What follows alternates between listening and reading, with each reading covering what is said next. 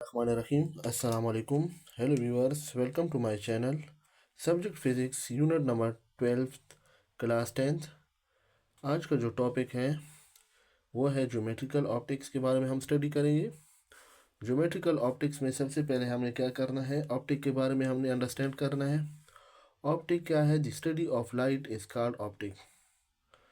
रोशनी के बारे में जो हम लाइट के बारे में जो हम स्टडी करते हैं उसको ऑप्टिक कहा जाता है. और ज्योमेट्रिकल ऑप्टिक्स क्या होता है? Geometrical optics concern with tracing the geometrical path of light raise. जितनी भी हमारे पास जो लाइट रेज हैं वो उसको जब हम ट्रेस करते हैं ज्योमेट्रिकल पाथ में तो वो क्या है? ज्योमेट्रिकल ऑप्टिक्स कहलाता है. इसके बाद देखें रिफ्लेक्शन ऑफ लाइट, जिसको उर्दू में कहा जाता है रोशनी का इनइकास, अक्स से निकला है. तो रिफ्लेक्शन ऑफ लाइट में देखें the bouncing back of light rays from the surface of a certain medium is known as reflection of light. यानी जब लाइट रेज बाउंस बैक होती है, जब वो किसी सरफेस मीडियम के सरफेस के साथ टकरा के वापस चली जाती है, उसको हम रिफ्लेक्शन कहते हैं. The following terms are used in describing the reflection of light. कुछ टर्म है जो मंदरजा झेल टर्म है जिसको हम रिफ्लेक्शन ऑफ लाइट में इस्तेमाल करते हैं. तो देखिए ये हमारे पास सरफेस है और ये जो हमारे पास लाइट रेज आ रही है इसको कहा जाता है इंसिडेंट रेज. और ये जो इससे टकरा के और रिफ्लेक्ट बैक होती हैं इसको हम कहते हैं रिफ्लेक्टेड रेज. और इनके दरमियान में जो ये है इसको नॉर्मल कहा जाता है. अब देखिए ये इंसिडेंट रेज है, ये जो है जिस पॉइंट पे लग रही है इसको पॉइंट ऑफ इंसिडेंट कहा जाता है. और जब ये पॉइंट ऑफ इंसिडेंट से टकरा के वापस जाती हैं इसको रिफ्लेक्टेड रेज कहते हैं. अब इन दोनों के दरमियान में ये जो नॉर्मल है ये इसकी डायरेक्शन को शो करता है, इस सरफेस मीडियम की डायरेक्शन को शो करता है. अब देखिए इसमें हम एक एक चीज़ को डिस्कस करेंगे. Incident raise, the approaching ray of light. जो अप्रोचिंग रे ऑफ लाइट है उसको हम इंसिडेंट रेज कहते हैं. Reflected raise, the ray of light reflect from a reflecting surface. वो रे ऑफ लाइट जो रिफ्लेक्टिंग सरफेस से क्या हो जाती है? रिफ्लेक्ट हो जाती है. यानी इंसिडेंट रेज यहाँ से टकरा के रिफ्लेक्टेड रेज.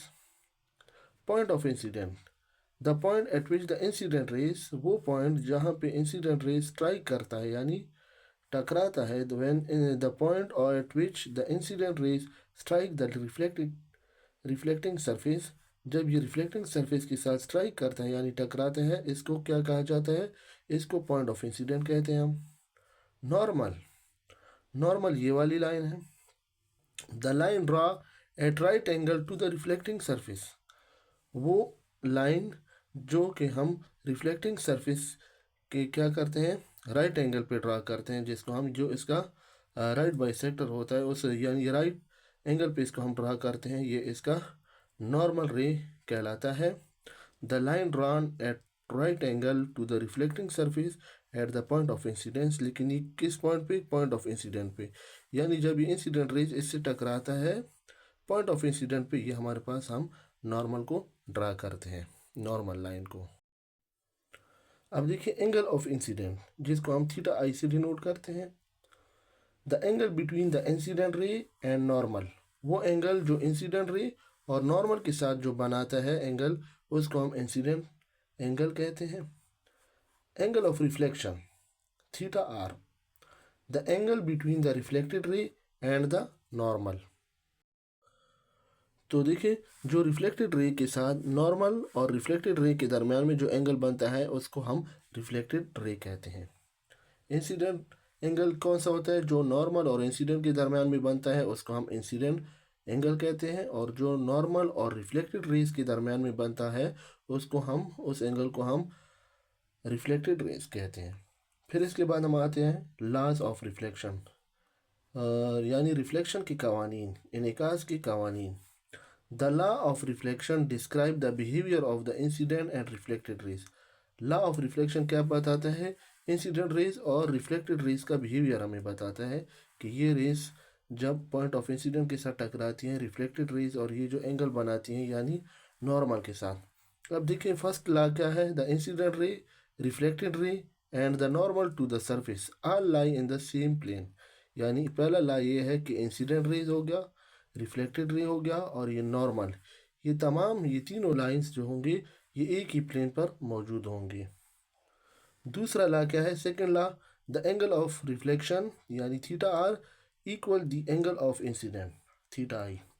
ये जो एंगल ऑफ इंसिडेंट ये जिस एंगल के साथ इधर आता है उसी एंगल से ये क्या होगा, रिफ्लेक्ट बैक हो जाएगा। यानी नॉर्मल के साथ जो एंगल ये इधर बनाता है, लेट सपोज यहाँ पे 30 एंगल से आ रहा है तो ये 30 एंगल से रिफ्लेक्ट भी करेगा। जब इसका एंगल ऑफ इंसिडेंट 30 होगा तो ये भी 30 होगा। तो देखिए इसको हम लिख सकते हैं theta R is equal to theta I, यानी एंगल ऑफ इंसिडेंट और एंगल ऑफ रिफ्लेक्शन इसमें सेम होना चाहिए। पहले देखिए हमने कहा कि incident ray, reflected ray and normal are lie on the same plane, सब हमारे पास क्या है, एक ही प्लेन पर मौजूद है। दूसरा हमने ये कहा कि जो एंगल ऑफ इंसिडेंट है और एंगल ऑफ रिफ्लेक्शन है दोनों क्या होंगे, आपस में इक्वल होंगे। लेट सपोज मैंने देखिए इसकी एग्जांपल दी कि अगर हमारे पास इंसिडेंट एंगल 30 है तो रिफ्लेक्टेड एंगल भी 30 होगा। तो इसका मतलब है the angle of reflection theta R equal the angle of incident theta I, means theta R is equal to theta I. Thank you very much.